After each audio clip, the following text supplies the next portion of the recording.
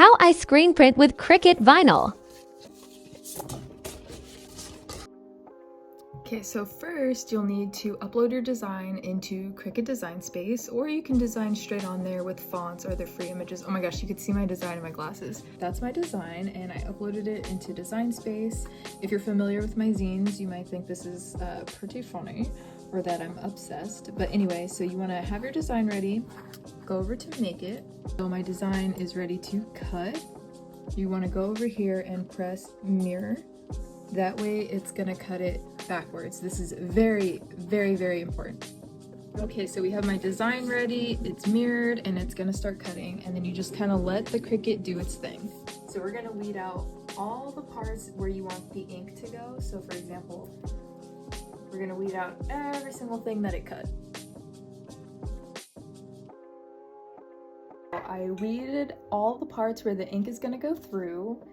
It's mirrored, it's backwards on purpose. So now we're going to use some transfer tape and we're going to lay it over this entire image. That way we can lift it up and put it on our screen. Basically the transfer tape is on there. I just cut all the excess edges off so it'll be easier for me to put on my screen later. So now the annoying part is you have to take the transfer tape and lift it off of it. I'll show you. So it's still on the transfer tape, and this is why it was mirrored, because you want the image to be in the correct facing way, but you want this side to be sticky. And that's important because we're going to put the screen on top of this. Then we flip it over. We're going to take the transfer tape off.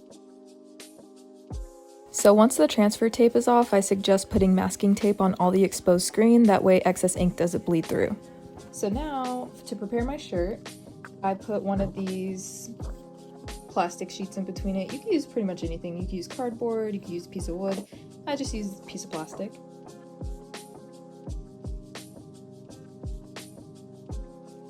And I went through it maybe 1 or 2 times.